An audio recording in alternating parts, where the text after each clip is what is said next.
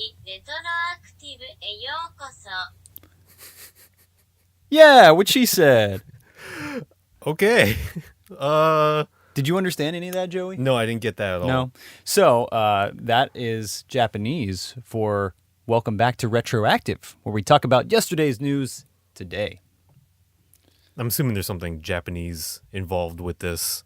Well, yeah, we're like I figured we've talked a lot about obviously, like Hollywood stuff and American cartoons and gaming and everything, and I feel like we ought to take it international for this week's episode, which is episode 10. Man, we've been doing this for 10 years? 10 weeks. 10 weeks? Close, but 10 weeks we've been doing this now. Yeah, much more consistent, a lot longer than I've been doing a lot of things lately. Yeah, no, like ditto. Showering and all that.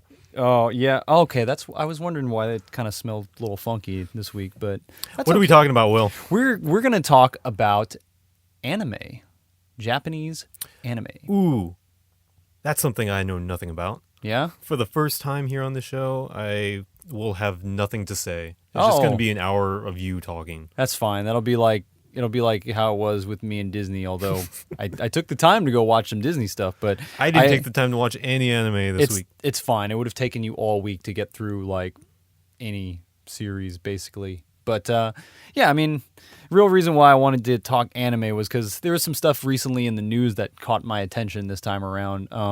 Particularly, there's a couple of series that they are bringing back. First of all, I don't know if I think the one anime you have watched is FLCL, correct? Furikuri? Yes. Yeah. I've watched that in its entirety.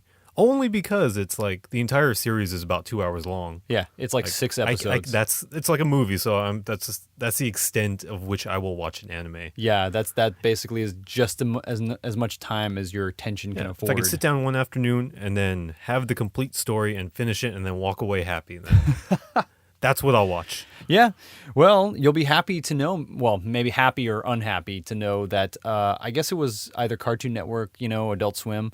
They apparently have commissioned Studio IG, the people who originally came up with Furikuri, they're gonna come up with 2 new seasons of it, which will be, I don't know, I think it's pretty interesting because it's kind of an old series. They did that in the 90s, I think. I thought it was like early 2000s. Maybe. Early 2000s. I maybe that might be more accurate.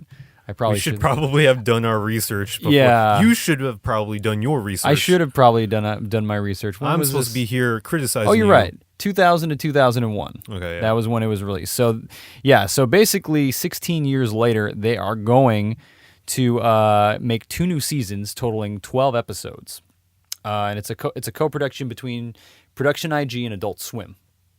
So they're going to be running it on Adult Swim, and I think FLCL was really popular. It got really popular here in the States because of Adult Swim. Yeah.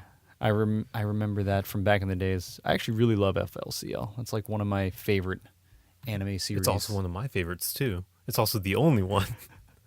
But, okay, well, I guess I will talk about anime for a little bit now. Yeah. If you'll let me do that. Oh, no, please, by all means. I don't want to just talk this whole time. I watched FLCL in high school. It was like, 16 maybe? 17? Mm-hmm. Like, the only reason why I even watched it is, like, people recommended it to me during the time in high school when everyone would watch, like, Naruto or One Piece or any other of those, like, popular animes at the time. I kind of just went over my head and I didn't really care about it at all. But this caught my attention because, one, like I said, it's short. Mm-hmm. It doesn't require me to go through an entire school year of watching it to be able to be satisfied. And then, did I say A or 1? Let's just say 1. So what's number 2? So number 2. Number B. Is just kind of the way they approach the animation. For what I was told before I actually watched it was that, it parodies a lot of older animes and even traditional, like, American animation. Yeah. And they don't really take themselves very seriously. I mean, of course they do as far as the storyline goes, but it seems like they do a lot more to have fun with it. Oh, more than any other anime that I've partially watched or seen other people watch, where it's like serious and then stare downs for three seasons or whatnot. Yeah. Like FLCL was something that was just completely different, and that's what I liked about it. I always like watching things that aren't part of what they're supposed to be.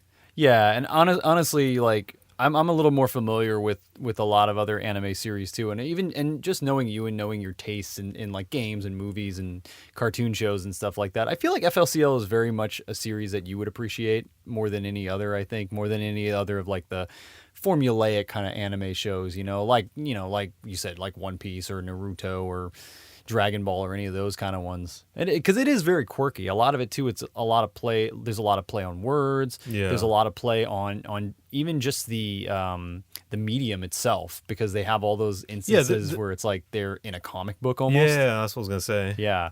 And like parodying also like Western cartoons. Like South Park. Yeah, they do that whole South Park like portion of it. Like 2 minutes worth of just like. They don't even really explain it. They just shoehorn it in there. And exactly. It's fine because it kind of fits with the whole show's just attitude, I guess. Oh yeah. Like sure. the whole like there are so many times where it's just, tongue in cheek humor, and like the level of self-awareness that it has is probably the reasons why I like it so much. Yeah. They start that out too, like right away in the first episode. Like, we're like, yeah, there's a part in the beginning where the protagonist, he runs over by a motorcycle, and Haruko, kind of just kisses him there, and then it cuts to this weird like scene where they're like in a trailer talking about it as if it's a movie scene. And I didn't really get that at first when I was a kid. And then I watched it again, and I'm like, oh, that's hilarious. Actually, it's kind of a weird, like self-aware reference to itself in a way. And I was thinking about this last week, and if there's one thing that I can kind of compare it to nowadays is Deadpool. Yeah, because you think about how serious that Marvel movies have come, and how they just wanted to make like this big spectacle, connected universe and whatnot, and that's kind of like how anime is now. Yeah, everything's connected, everything is just played out seriously, and this thing comes along and it kind of like just flips everything on its head. Yeah, and that's the thing is like I think even since FLCL came out, like all those years of 15, 16 years ago, they haven't had anything that's had the level of self-awareness that it has. It's like, I think that because also it was one of those shows that it probably didn't do very well financially. Yeah. It's more of a cult show, especially here in the States. It's not something that would make a whole lot of money for the producers. Yeah, especially with how much of their humor and injecting all the Western sensibilities in terms of like the animation and humor. Yeah. Do you think it resonated more with the Western audience than Japanese people? I feel like that is the case, and that's probably also why it took somebody like Adult Swim and Cartoon Network to actually make this happen. Yeah, because I remember it was a couple years ago they actually brought it over and started airing it. Yeah, or dubbed. Exactly, and it got super popular. And like the DVD, I remember the DVDs for FLCL. I remember they put out, I think, like 3 DVDs, and each one was like 2 episodes. Yeah. But it was super, super rare, so you would never be able to find those DVDs. I remember seeing them at Suncoast. Yeah, and it would be like hella expensive. It was like $60, $50 for just for one 2-episode DVD. It's imported, okay? Oh my god, that was like not even to talk about back in the days. Like when we used to buy VHS tapes. I'll talk about that in a little bit, like going back even further than that. But yeah, it's just, I mean, going back to like FLCL and how they're coming out with new seasons of it. I'm super happy about that, because FLCL is such a great show, and it's like it was so original and it was so unique. Yeah. And to have like Adult Swim recognize that and to like put forth the money to bring us more of that. All I can hope for, like with any of the reboots or the new movies and things that we've talked about on this podcast, is like I can only hope it'll be good. I think that's what anyone can only ask of that for anything that they like. Yeah, just please be good. Please don't fuck it up. I mean, did you ask that about Jurassic World? I did. And what'd you get? Okay. I mean, hey, like we talked about that. Jurassic World, it was a very entertaining movie. It was very pretty. And that's all we'll say about it. That's all we'll say, because there's not a lot of substance to it, There's a lot of dinosaurs. Yeah. Okay, well, before we move on from FLCL, like the last thing I'll say is that the one thing that we talk about here is, how different it was from a lot of the Japanese animes at the time, and how different it made things and kind of threw a wrench in this really finely tuned machine of anime. You know how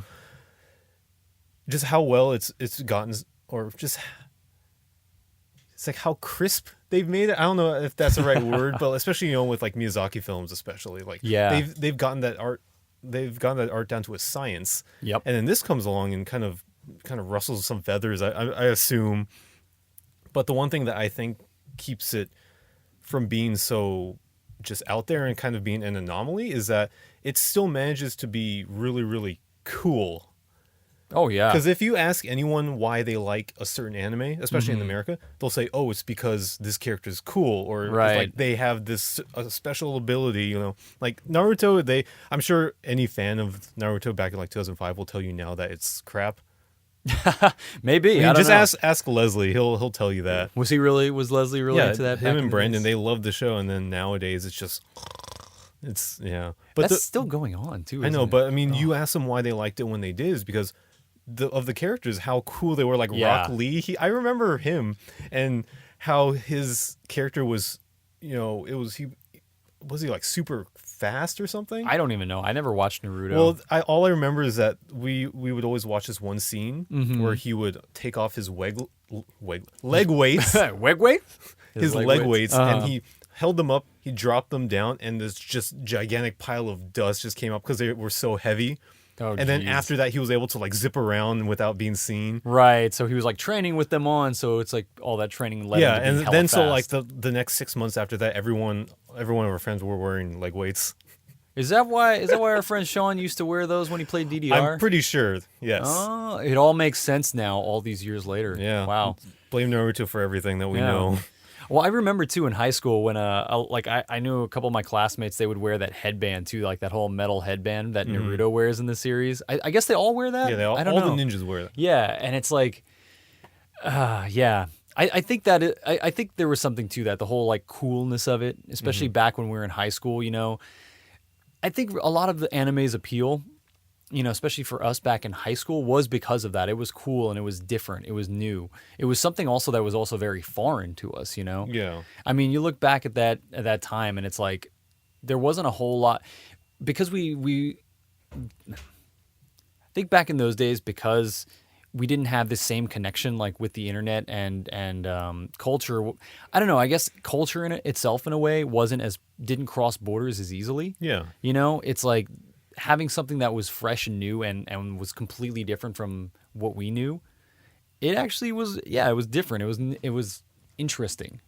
And it had a certain coolness to it. It's like if you were into this TV show and you watched it, you were like, oh yeah, I watch like Japanese like anime. Oh and yeah, stuff. you're the cool guy. Can't come over.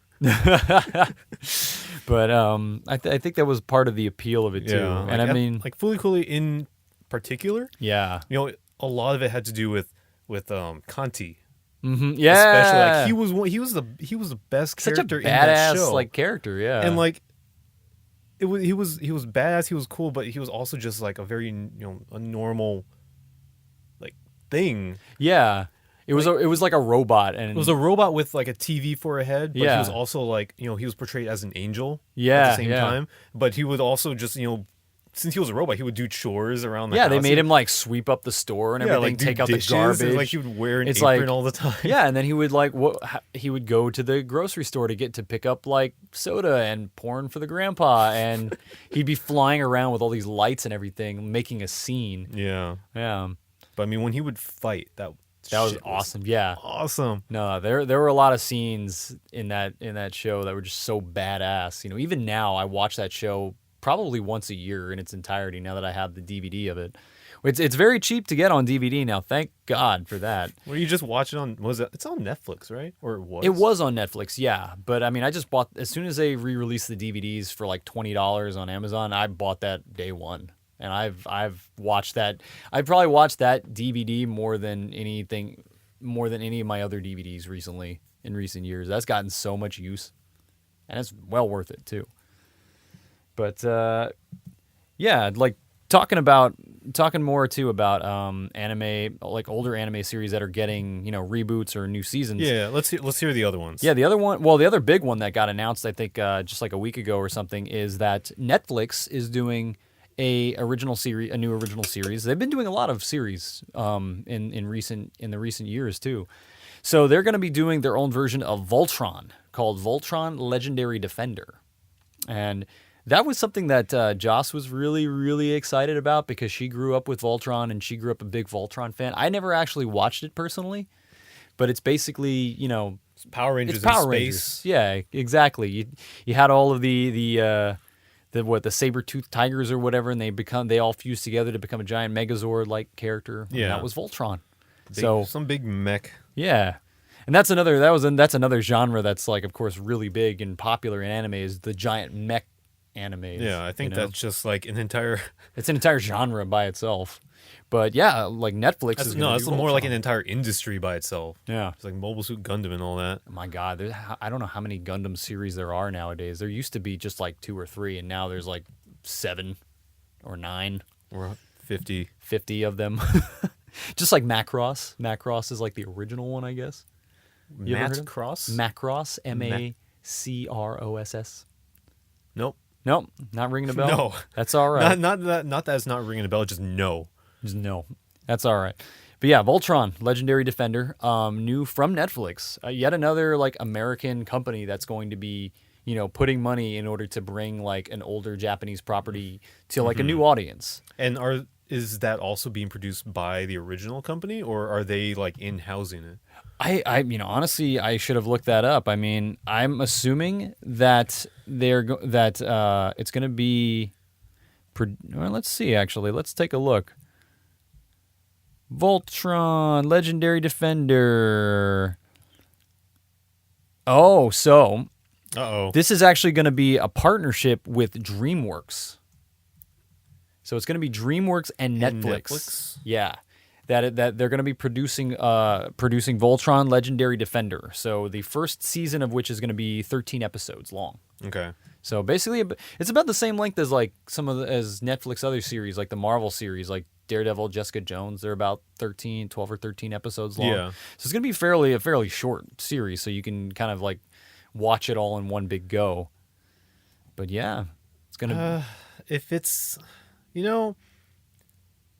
honestly, I don't really enjoy a lot of these new Netflix shows. Yeah. Like, I'll be the first to tell you that the 4th season of Arrested Development was incredibly disappointing. Yeah. And that was like that was the first, big thing for Netflix. Yeah. And then ever since then, they've released, quite a few shows, like, The Wet Hot American Summer, and then also like this new Pee-wee movie. Oh, yeah. Have you seen that yet, by the way? I watched a couple, like 10 minutes of it while Chia was watching it, but there's something about the quality of it, like not so much the content, but especially the quality of the film that like really bugs me. I can't quite put my finger on why I don't really like them. Yeah. I don't know. It seems like I can tell that it's professionally made, but at the same time, it also feels really, really cheap. Yeah.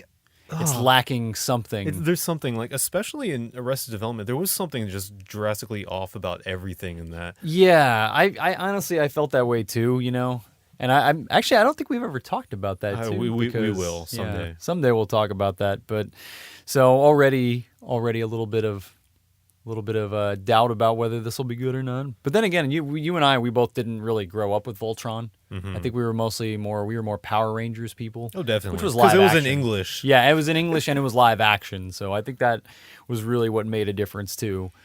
But I mean, when I heard about the whole Voltron series too, it reminded me of a lot of like what a lot of other companies are doing in terms of bringing this idea of bringing all of these classic anime series forward to new audiences. Some of the ones that like when we were kids, actually, some of the more popular ones that were around were obviously like the first couple that came around to America were Dragon Ball, Sailor Moon, both of which got new series actually. Sailor Moon Crystal is kind of a reboot of the series that I think they started at in 2014, so not that long ago. And Dragon Ball Super actually was apparently it's a new series. It's a continuation of Dragon Ball Z, which I didn't even know was a thing because Dragon Ball GT was also supposed to be like a sequel series to that. So I don't really know what the connection is, but yeah, they just started running that apparently last year also.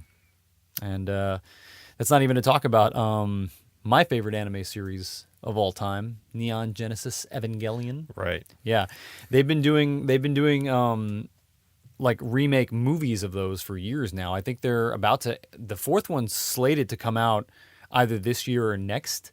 As far as I recall, they've already released 3 movies, which basically the idea behind the movies is that they're retelling the entire series. They redid the entire series. Wait, what? Why? I guess because people don't want to watch the entire series. No, like 100 I plus episodes. no, or there's something? so first of all, there's only 26 episodes. Ever? Ever. Like in this entire run? There's 26 in the original series. I think it started in like the late 80s, so it was like 26 episodes, and then they had 2 movies, which kind of tied everything up in like a neat little package. Mm-hmm. And Evangelion was another one of those series. It didn't do financially very well because it was super like dark, and it had a lot of like religious kind of iconography and a lot of like philosophical stuff behind it. It's more of a thinker's Yeah, it's like you anime. really have to kind of like think about it. It's not You for have to kids. invest a lot into that, I'm sure. Yeah. I mean, even though it was like one of those giant mech animes, it dealt more with like psychological like tensions and psychological problems in like these kids that were like the focus of the story. Kids and the adults to a large degree. And it was a pretty big cult classic like in Japan and in America. So what they decided to do was that the creator, he was like, all right, now that, now there were a lot of things that I wanted to do in the series that I couldn't due to like budgetary constraints, due to technological constraints, with like the CG and everything not being there at the time. So I want to redo Evangelion, and I want to do it the way that I originally envisioned. Mm-hmm. So he decided to, instead of making a series, he decided to do a series of movies. So the first 2 movies were basically a recap of the entire original series. So they shortened it up into like these 2 movies. They added a couple of characters. They added a couple of different scenes. They took out a bunch of scenes. And honestly, it's like the first movie alone is like, it doesn't really stand up very well because of it, because it just felt more like they cut a lot of stuff out. Yeah. In order you're to- going to have to do that if you're trying to recap all that. Yeah, exactly. You're basically taking like 12 episodes and shoving it into like a 2.5-hour movie. Same thing with the second one, really. And then what happens with the third one is that it completely jumps the shark. And it's so different. It's like so different. They just kind of... Do they take hints from like their contemporaries and be like, oh, we should probably start taking like concepts from them? Like I don't even I don't know. know. Well, what year was that about? The movie or the show? The third. The third movie... We're going to pause right here where I go look this up. All right.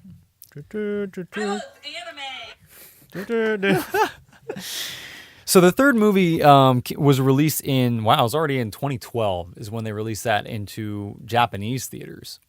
So that was the last one that they did that was like incredibly different.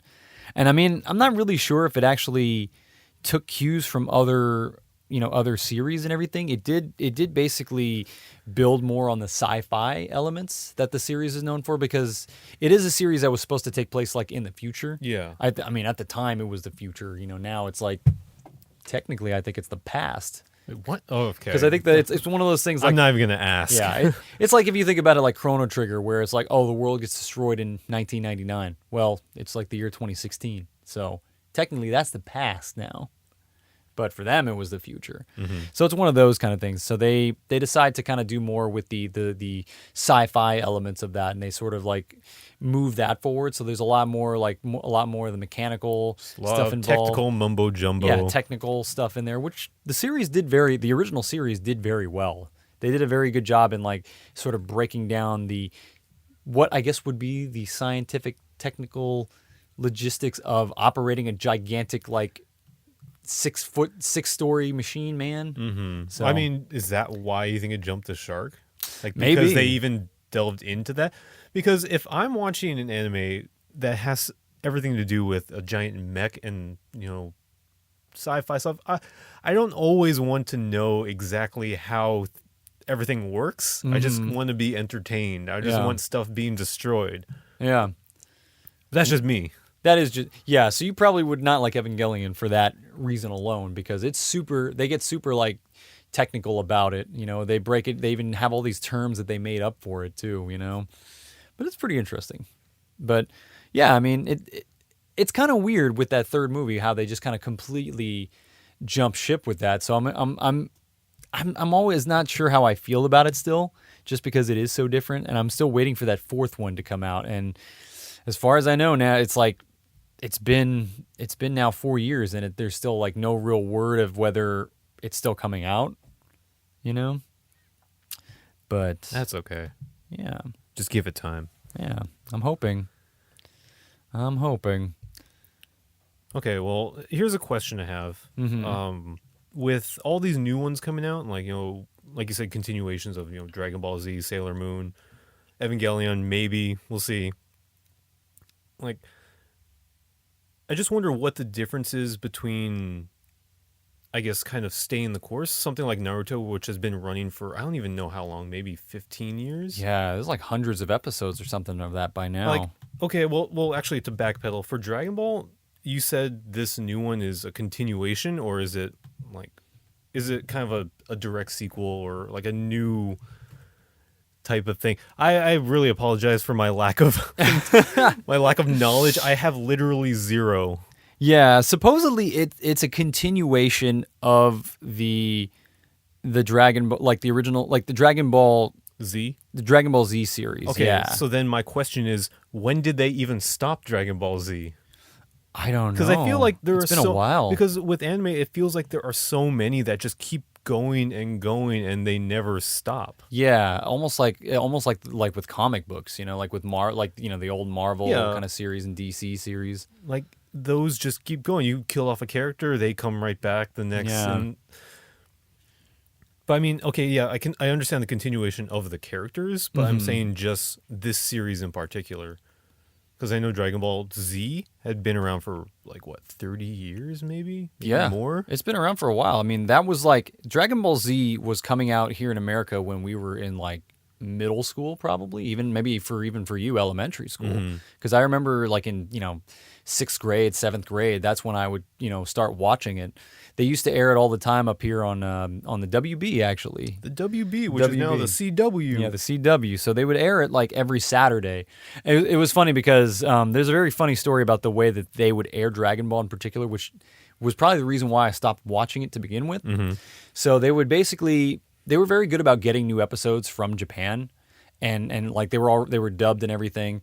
So they would show all the episodes once a week. Like they would show like each episode every Saturday morning, you know, and it was one of those series though that would keep going and going. It was like that too, where there were tons of episodes. But the problem with what WB did is they would get up to a certain point and then they would run out of episodes to air because they just didn't have them yet. So they would go back, they would rewind it 20 episodes back. And you'd have to rewatch all of those 20 episodes for the next, like, however many weeks. What? Okay. Yeah. And then once they would get back to where they were before, they would show maybe like 3 or 4 new episodes and then do the same thing again. I mean, it kind of makes sense if you are trying to get new viewers, especially. Yeah, but oh my God. But I mean, if you're a dedicated fan, sucks to be you. That was excruciating. It just, I watched the same storyline, part of the storyline, probably like 3 times before I'm just like, all right, I'm done. I'm just done. I mean, about Dragon Ball Super, according to the Wikipedia article for it, it's the first Dragon Ball TV series featuring a new storyline in 18 years. That's what I thought. Yeah, and I mean, I guess it's set. They have the event. They retell the events of like the 2 recent Dragon Ball Z films, which actually were not that old. I think the 2 films were probably just in like in the last like I think the first film was 2013. The other one was a little bit after that in 2014. Okay. Yeah, so I mean they've been bringing back Dragon Ball Z, I guess, for like the last like however many years, and I guess they figured those films made enough money to warrant a whole new series. So I mean. Okay, with that in mind, I kind of take back what I mentioned about kind of animes like this keep continuing to go on because it seems like I feel like something like that is pretty natural for anime, at least, because of the way that you connected it with comic books. Mm-hmm. In that the characters, they're an ongoing project almost. It's Yeah. not like they're one big thing, maybe a couple movies, and then ends. Right. And then when you reboot it, like something like, for example, Disney films, it's not. It doesn't have the same sort of toxicity that comes with rebooting something that people love. You're kind of more or less continuing the story. Yeah. So I think something like that is less of a worry to me. Yeah. I honestly think that's a better way to do it too, because it also like gets newer fans. The people who are maybe jumping in now and watching it now as kids, they can go back and they can actually revisit all of like the old series. Cause I know that it was a big deal when the original Dragon Ball series got put on DVD. And then of course Dragon Ball Z is on DVD, GT. So I think it's a good way to get newer fans also to like buy into like the old series too, and to see where all that comes from. Yeah. So there's more material. Especially because they're not technically remaking the old series. Yeah. They're making something that's completely new. Yeah. Whereas something like Ghostbusters, for example, you make something that's pretty much, at least on the surface, appears to be the exact same movie. Yeah. People are going to be, I guess, less inclined to want to watch the original because in their mind, they're the same movie. Why do I need to go watch this one? Exactly. Whereas with something that it takes the source material, but also it creates something new out of it. You want to see, what was it? What was the story before this? That's what I'm interested in. Definitely. I think, and I'm curious to ask and see what people think about, the new Sailor Moon in that respect, because the new Sailor Moon Crystal, I think it is a reboot. So this is something. It kind of starts the story over again. Yeah, this is something where they go back and they redo the original storyline completely. And I know it's something they've done in other anime series before. It's not something I think they do with everything, but like a couple of the bigger ones that come to mind in recent years. I know Johnny could probably back me up on one, is Full Metal Alchemist, if you remember hearing about that. Yeah, I remember that. So that was something where they had an original series, like it kind of wrapped itself up. It was like, I think 40, maybe 26 to 40 episodes, I think. That's a pretty standard length for a series that has like, a good beginning, middle, and end. Yeah, and a good arc and then not drawn out for exactly. 100 episodes. They just wrap it up and they tell the story they want to tell. So years later, they came out with a new series for it called Full Metal Alchemist Brotherhood, which I think I didn't watch it myself. I watched the original one, but from what I understand, it's basically a retelling of the same series. But they changed certain things here and there, and they make it a little different. I remember I tried to start watching it, and it kind of picks up right in the middle of where the original series would have been. So it's kind of a weird. It was weird to jump like right into it. I didn't really understand it at first because I was like, what part of the series is this? It was like, this is the first episode. It's not like it continues the story like after it ends. Not at all. It's like Lion King 1.5. Yeah, it kind of jumps in right in like, right in the middle of like where the first one would be, but it's a completely new series. Mm-hmm. So I'm wondering if, and that's the thing. It's like I feel like they've done that with a lot of other series too. And I'm wondering it's like how people feel about that, whether it's something where, because it certainly wouldn't make you want to go back and watch the original because it's the same story. Why would you want to, it's like what you said about Ghostbusters. Why would you want to go back and watch the original film? I've already seen it. It's the same movie, right? Yeah. I mean, it's not that you wouldn't want to watch it. It's like, I just feel like people would be less inclined to feel the need to do that. Yeah. If you get all the information that you have before, or I mean, if you get all the information that you have with the current movie, it's not like you have to go into the old one because there's nothing else really to tell. Yeah, exactly. The story's like done. Yeah. And you're not going to get any more. You're not going to get any more from it by going back and watching it. Yeah, you're not going to get any more. You might get more like different performances and all that, but you're not going to get any more story. Yeah. Here's a question I have, or trivia. What anime has the most number of episodes ever? Ever? I want to guess that it's One Piece. Yeah? Yeah. But what's the answer? I'm actually looking it up right now. Damn it, Joey. Okay, hold on. Yes, you are right. One Piece. Yes. Not that I have ever watched a single episode of One Piece. At least according to Korra. According to what? Korra, the question and answer thing. Oh. I was like, Korra? Like The Legend of Korra? No, not that thing. Oh, okay. Well, it's the longest running show currently, at least, with Jesus. 700 and, what was it? 750? Oh, my God. 700 and, 734. You just say 700, I'm already like, I would never sit down and watch that many episodes of a show. 734 episodes. I don't care how good it is. If there's somebody out there who's watched all 734 episodes of the show and is listening into this, please tell us why. Just why. Like, what would make you want to sit down and watch that many episodes of a show? Any show. You can ask Leslie. I'm sure he's watched a good number of them. Really? Yeah. Does he watch that show? Jeez. All right. So here, okay. I found a list of anime series by episode count. Mm-hmm. And, actually, One Piece is not even close to the top. Oh, is it really? It only has 734. Only? What has more than that? If you're talking about the first, the one that's in first place, that has 7,000. What the fuck show is that? Oh my God. Well, I mean, it's not okay. This one's called, what is this? What is it called? Saze-san?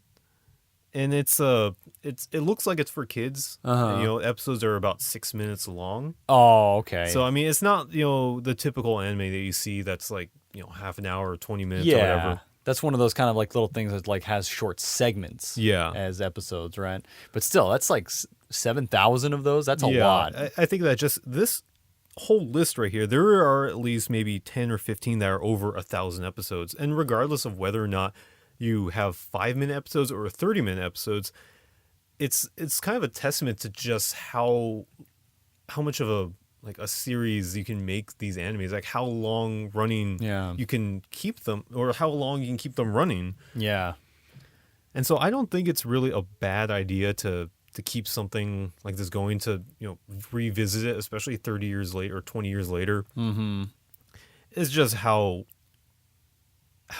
well you can keep the quality intact. Yeah, and I think that's been a big problem too with from what I understand, it's a big problem in the anime industry in Japan.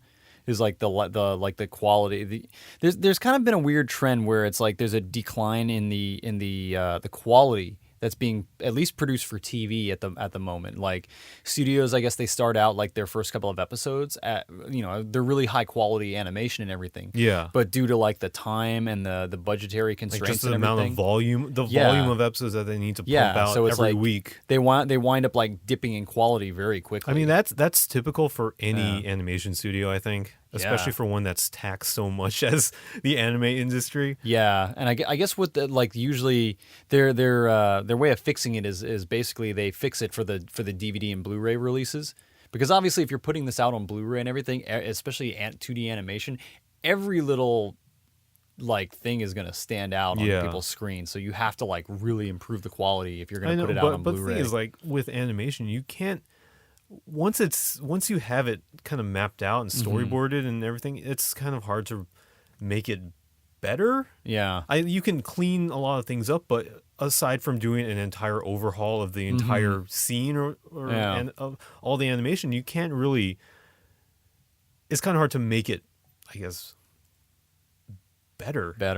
I mean, I guess there are certain things that they can improve upon, or certain things that they just like rush through in order to get it out on time. Yeah. And I think money apparently is a huge problem for it too, because of the studios cutting back like not only time but cutting back on money.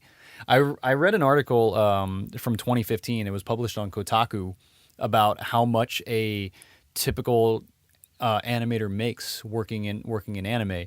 So this sounds like it's going to depress me. It probably will.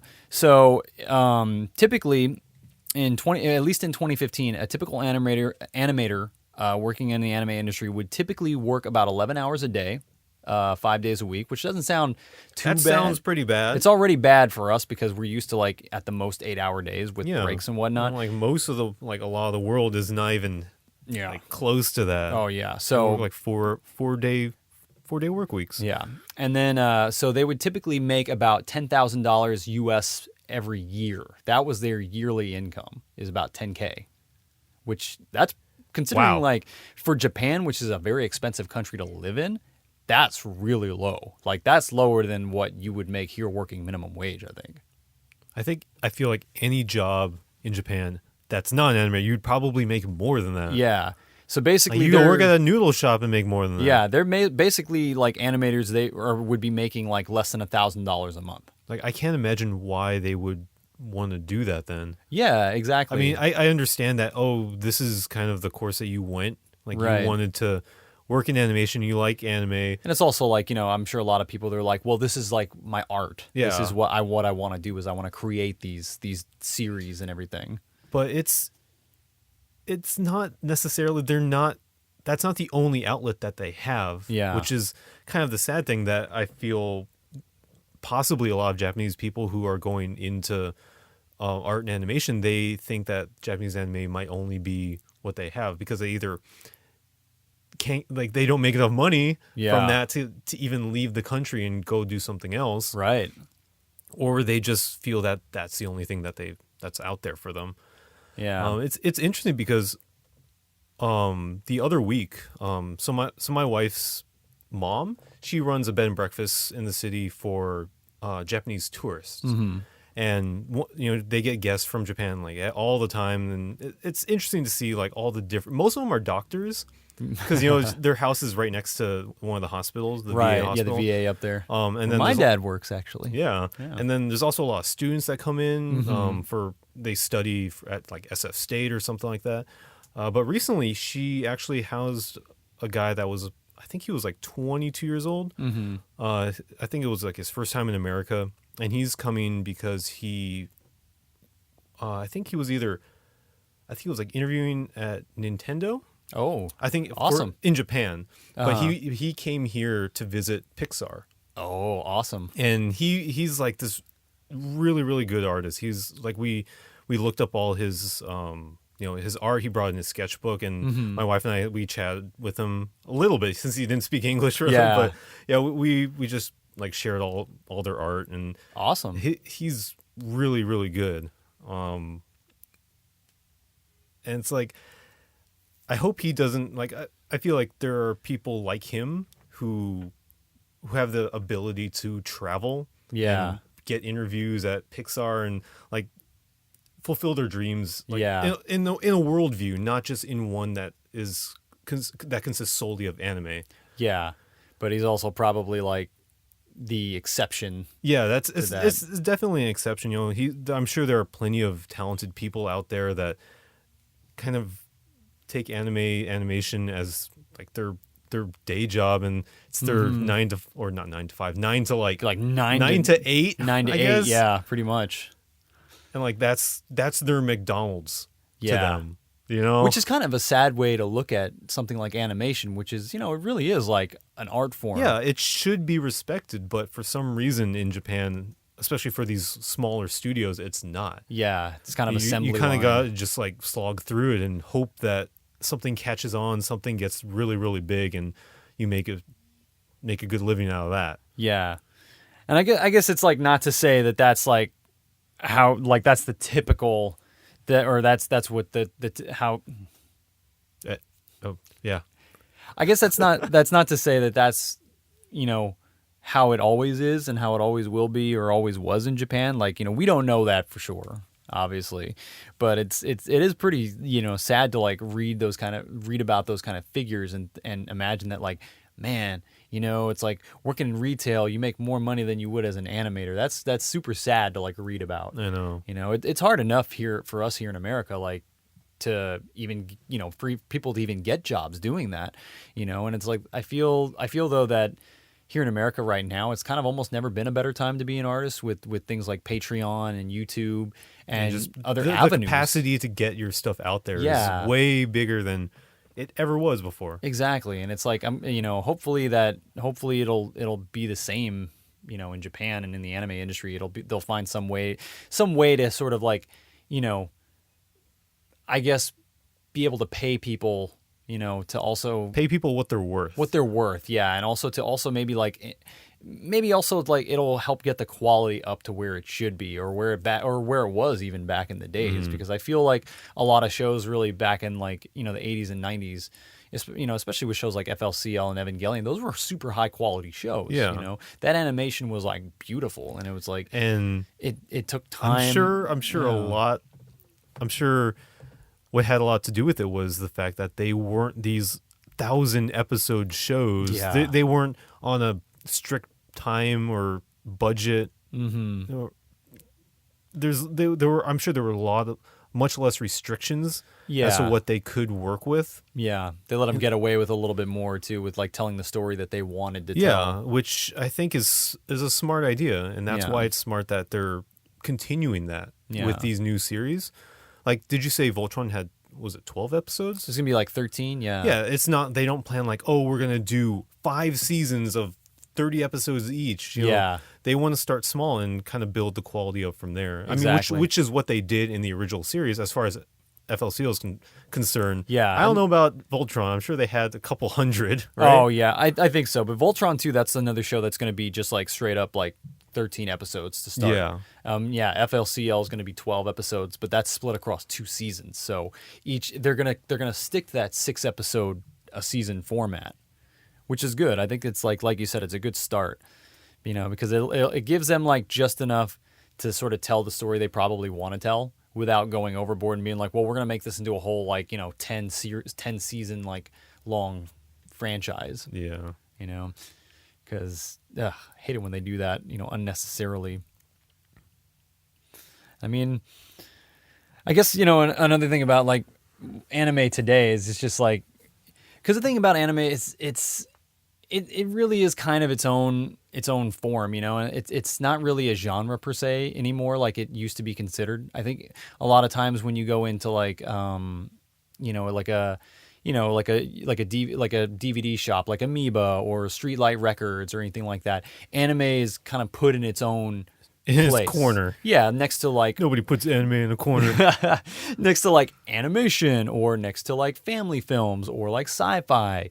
It's like it's considered by these places to be kind of its own genre, when really it's like they carry across every genre, every interest, every age group. It's like there's so many shows now. Yeah. And they've more and more of them are making their way over to like, in English, into the US, and you have so many platforms for it too. Like, what is that one that's in America? It's kind of like Hulu, Crunchyroll.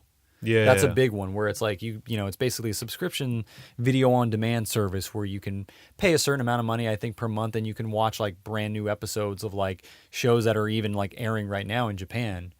And there's just never been a better time to watch these shows and get into them. I mean, certainly some of them have gone on for, I think, a long time, and it would be a little late to play catch up with something like One Piece or some of those other 1,000 episode shows. But I mean, there's really shows for everyone, and some of them are very standout shows too. Are you trying to get me to watch anime?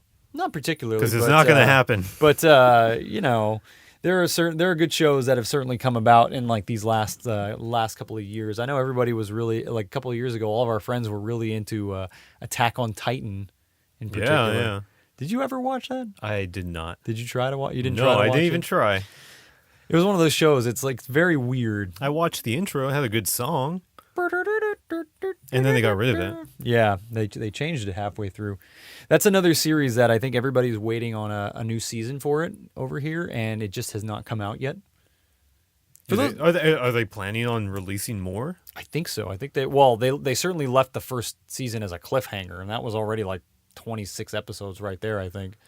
So they better have more, otherwise people are going to be like really disappointed. Woohoo, anime. Yeah. Anime. I love anime. Yeah. And manga. Do you want me to continue? And manga. There you go. Oh boy, that commercial. We've watched that commercial a lot, haven't we?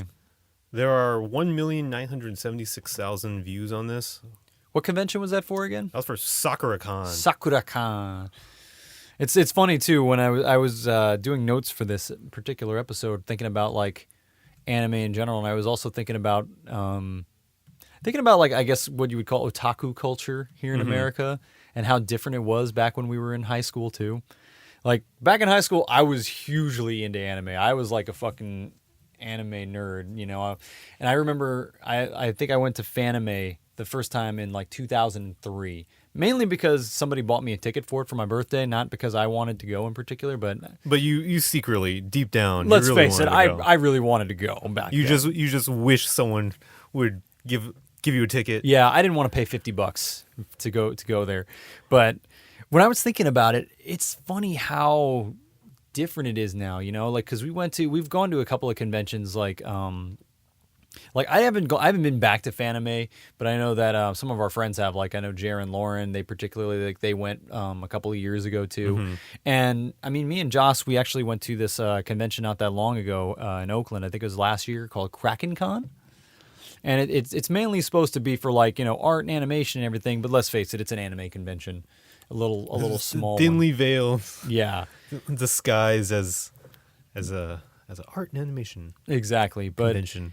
It's become really huge. Like anime conventions are huge nowadays, you know, and like you see a lot more people like cosplaying, and you see a lot more people like, you know, doing fan art and doing their own thing, their own animation for it. And it's just it's funny to me, at least, how like that old social stigma surrounding it has kind of eased up a lot. Yeah, you know, not only eased up, but like completely flipped around almost. There is no more social stigma Yeah. regarding anime. The fact that they have something like Crunchyroll nowadays, where it's a public, like this big company that it's like that super shows mainstream. anime, yeah, super mainstream now. I mean, not even like I feel like a lot. It has a lot of similarities to how gaming is now too, and yeah. how, It kind how of popular went it's become. hand in hand. If you Yeah. a lot of people, if you were a gamer, you also liked anime. Yeah, which was true for me. Not so true for not you. me. Yeah. And I mean, man, it's like just looking at the size of things too. It's like Fanime and SAC Anime and stuff like that. Those conventions now are all, you know, they're like mini versions of like Comic-Con and WonderCon and Yeah. and conventions like that are even bigger than they were back in the days too. Like it's it's a super good time to be like, you know, really like geeky or nerdy and stuff. It's kind of in vogue almost. Oh god. Yeah, and I feel like with the otaku culture, it's kind of like that now too. It's funny because like as far as I know, the term otaku is like considered an insult in Japan. Yeah. Is that right? I thought she had told me about that before. I think it's less so now. I think people tend to embrace it a little more now than they used But to. in Japan or in America? Oh, I don't know. I can't speak for Japanese people. I mean, Well, I mean, I feel like in America people used it as a source of pride because they know that that's what people were referred to. Yeah. Like the ones that watch anime and are part of that culture. yeah. But they might not have known that was considered like an insult to them. Yeah, I mean, I think in Japan, as far as I know, like back in the days, it was kind of considered like, oh, you know, if you were an otaku, you were like kind of a shut-in, you know, you Yeah, were like a an recluse. outcast. Yeah, recluse. Recluse is a good word for it. But A misanthrope or something. yeah, all like a ne'er-do-well, something like that, you know. I think it's less offensive nowadays. Yeah. At least here in America, I think people have embraced that term a lot. In fact, I think the negative term now is like what, weeaboo or something like that, some kind of 4chan word. It's basically Like if you are into all this that we just talked about, but also white. Yeah, there you go. That doesn't make any sense. There you go. But yeah, I mean, it's less offensive than it used to be, and it's less of a bad thing now. I mean, there are a lot of people that embrace it. Me, not so much anymore. You know, I've tended to stay away from it since those days because it's one of those things that I associate with that time in my life where I'm just like shaking my head when I think about it, like, oh, what the hell was It's nostalgia, I thinking? man. Don't you want to? Or Not no, this is all- not what's the reverse of nostalgia? Like you try like selective amnesia. I guess. Okay, well, we can call it that. It's like I try to forget about it, but no, I was super into. I think around that time I was super into Initial D in particular. Oh man, Yeah, you Initial remember that D, game? Yes. We have a little short 3-episode series of that over on Sick Aya. If you want to go watch me and Joss playing it, you probably don't really want to watch that. Yeah, like you said though, anime about everything. Yeah. Cars. Pick a hobby. Pick a hobby. They have. Well, I didn't ask you to, but I'm just saying, Oh. you pick a hobby, you're gonna have an anime about that. Is there an anime about DDR? There might be. I'm sure they're playing about like dancing. Yeah, right? for sure. I mean, hell, there are anime like about every type of sports now. Like tennis, ping pong, basketball. Bowling. I bet. It's pick. There's even animes about like freaking like cooking or running a cafe. Well, or- that's how versatile anime is. Yeah, exactly. It's like there's, like I said, every possible genre, every possible interest for whatever age group. It's like you could find a show for you. I find it funny, like just how they reappropriate the drama to every single topic. Mm-hmm. It's good. Yeah. What was that, Will? I love anime. Do you love anime? I wouldn't say I love it. I would say that. I love anime. Yeah, no. I'm Stop gonna that. keep playing this. Stop that. No. Don't bring me back. Don't bring me back there. There are shows that I will always love. FLCL, Evangelion, shows like that. And I'll watch them again and again. I've yet to really get into any series as much as I was into those ones. At least ones that are from like recent years. I watched Attack on Titan. Actually, I forced myself to watch all of it. Like, Okay, when you have to force yourself to watch anything, I don't think there's a way you can like it there. it was one of those rules that like my friend Tommy back in college used to say. Watch 3 episodes.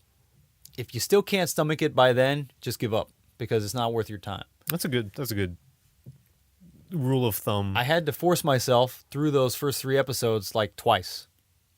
Just because like I wanted to like it because it was interesting and it was very different, but it just was not that great of a series, It was like, to me it wasn't that interesting, and towards the middle and towards the end it got a little better, but not enough to really make me want to watch it again.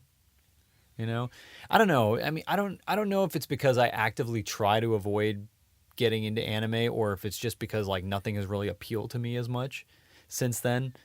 I don't know. Either way, but I've yet to really find a show since FLCL that's really pulled me in as much as that has. I think the last one that I watched that I really, really loved, it was this one.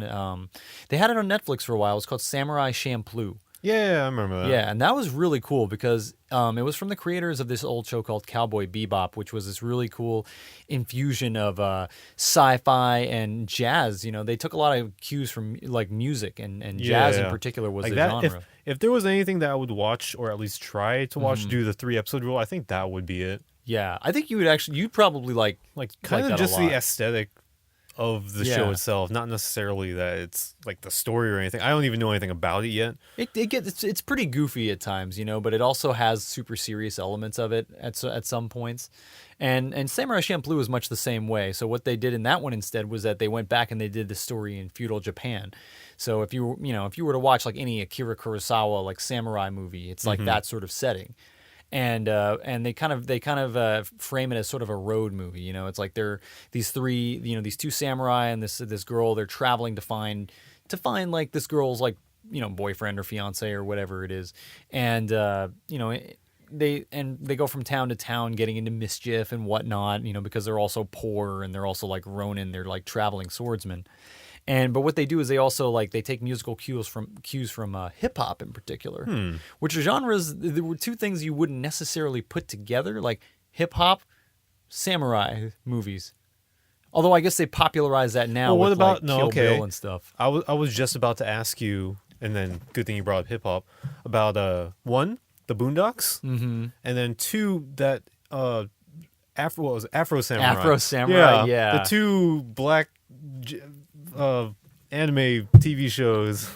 Yeah, I mean, I don't know. I feel like that might have been. We don't need to discuss it in detail. We're running out of time here. Oh, but yeah. I'm just saying, like the aesthetic for those. It's interesting why they chose, especially for Boondocks. Is it still going on? Oh, it might be. Yeah, But last I heard. But the whole feel of the show is basically like an anime, Yeah, it's an which anime, is really yeah. really cool. I think I never watched it, and when I did, I don't know. I never really liked the show or the comics really, but Yeah. like the way it looked, it was just every time it came out, I wonder why they did this. Like, Yeah. why this style? Why this style? But it works, and It it's really does. cool. Yeah, and Afro Samurai, I think, as much as the same way is it's like they, it's basically like it takes place in feudal Japan, but you have like this, it's a black samurai. You know? Yeah. But they do it in a way where it's like it's actually pretty awesome. It's a pretty great show, and I think Samuel L. Jackson does the voice, so it's Yeah, just he like does. it's hilarious just hearing his voice acting in that because it's basically just Samuel L. Jackson like motherfucker.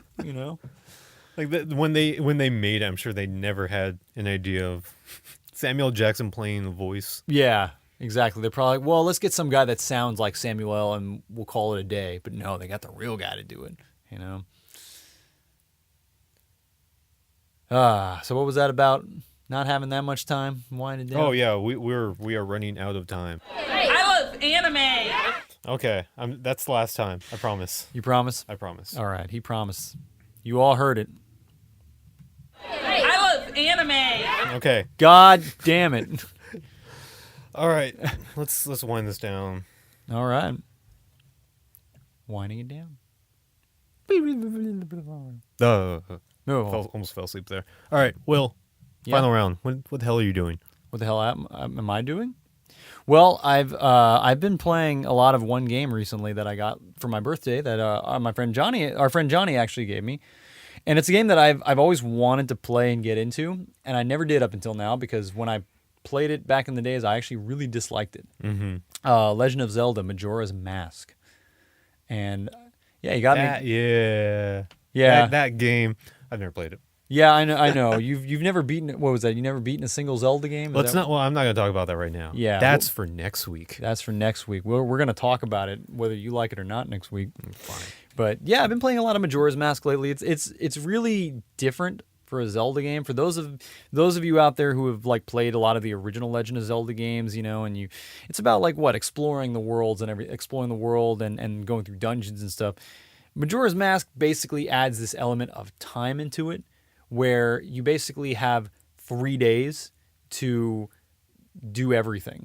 Yeah. And it's such a short amount of time in the game. It's just like a couple they of kind minutes. of take away the exploration. Yeah. And they instead what they do is they redo the time. So it's kind of like, in a way, they take these cues from, like, for example, Groundhog Day and stuff, where you're repeating the same 3 days, but you're gradually kind of like doing everything in those 3 days, because you have to basically kind of rewind time and go back and start from the beginning. So they have to you if I remember correctly, they take away everything that you have except for your masks. You keep the masks, the masks are a big part of the game. You keep your masks, and you keep like any kind of like extra weapons that you get, like the bow and arrow. Mm-hmm. You get to keep like I think eventually there'll be a hook shot and everything too. Things like that you get to keep, like any of the items that you earn in the dungeons, like even the glass jars that the empty jars that you get to store fairies or water or whatever, you get to keep that too. Yeah. But things like rupees are gone. All your like ammunition is gone. You lose any kind of items that you would have. Anything that was useful. That was useful, yeah. So you have to, like, for example, like, you have to save your rupees in the bank. Somehow the bank always seems to keep track of your balance no matter what day it is. So that, which is super convenient in the game. But yeah, you lose all your items every time you go back in time. So there is a lot of like backtracking to it. If you don't do something right, and you're running out of time, and you have to like go back and rewind time, you have to repeat certain things again. Yeah. Which can get super old super fast. And I think that's why I initially didn't like it as a kid. I would rent it from Blockbuster, and I only had like 3 days to beat it. And you're like, wait a second. I'm like, why do I have to keep going back and doing all this crap again? This is boring. This is not my Zelda. So yeah, fast forward all these years later, I got a copy of it for my 3DS, and I'm having the same sorts of like reservations about it, where I'm like, I think this was a bad design choice, but I can understand where they're coming from. I have more patience. Yeah, now. like one thing I'll say is that I feel I feel like it was a good design choice for them. Mm-hmm. Mainly because this was their second game that they released the second Zelda game released on the N64. The N64, yeah. And previous to that, they had only released one Zelda game on each system. Yep. I mean, aside from the NES, but Zelda 2 doesn't really count. Ugh. Yeah. So I think, it was a good idea for them to try something different at least. Like they had this time to make it. Like it only came out 2 years after. It was super Ocarina of Time. short turnaround. And so they used that same engine and they just rebuilt a different game. Yeah. Different game with it, and they wanted. If they had made something that was along the lines of Ocarina, people would complain about it, saying it's too similar or it's not as good as Ocarina because there are too many things to compare it to. Whereas this way, it's it stands on its own. There are two games that you cannot put next to each other and say this one was better than this one or this one. Yeah, and I think that's why more and more people like nowadays. They're coming around to it. Yeah, they come around to it because you realize that it's like, well, considering it's like, it's using the same engine, using a lot of the same assets, it's a super different game. And it's very different in tone and in the scope of things and in the feel. And they do a lot of things that are smart, considering that it's like, considering the limitations of the mechanics themselves, it's still pretty well done. Yeah. It's really smart. And I'm glad they decided to go back and re-release these games on the 3DS because, a lot of times you would never go back and play these on the N64 because N64 games now are, in the realm of like collectors, like retro collectors. Yeah. So, those are things that like not a lot of people are going to go back and play. So the fact that, audiences now can just pick up a copy on their 3DS and play, it's super awesome. And you could definitely like respect a lot of their choices all these years later. So that's what I've been doing. Nice. What about you, Joey? Shoot. I've spent like the last week packing lots and lots of art prints for my wife. Yeah. Because we are going to Seattle this week. Woo! Yeah, wait. What are you doing in Seattle? Oh, Seattle for the Emerald City Comic-Con. Ooh, Emerald City. That's a pretty big one, isn't it? It is, and just like maybe last Tuesday, we found out that she had got into the Artist Alley table. Oh, you just found that out last week? Yeah, we found that out last week, and we're like, better get cracking. Let's go. Yeah. Nice. Well, congrats to so if you're listening to us and you're going to be there this weekend, we will be at the Artist Alley table AA09. AA09. AA09. Tiny snails art. So go check her out. I'll be there selling you all the prints. Yeah. Buy everything. And if you see a big tall dude standing there at the booth, the artist, she's probably in the bathroom because he did not. Do not ask me. I've had to, the last con we were at. I was just continuously telling people, no, this is not my art. Yeah.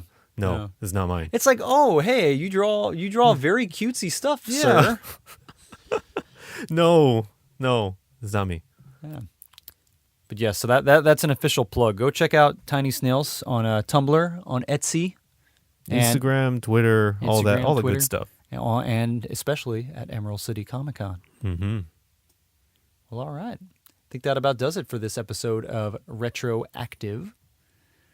Once again, as always, I'm Will, and this is Joey. Oh, did we even mention that earlier? No, but I'm sure they figured it out by now. You figure if everybody's listening in on this on our 10th episode, they should know our names by now. And if you don't, again, I'm Will. That's Joey.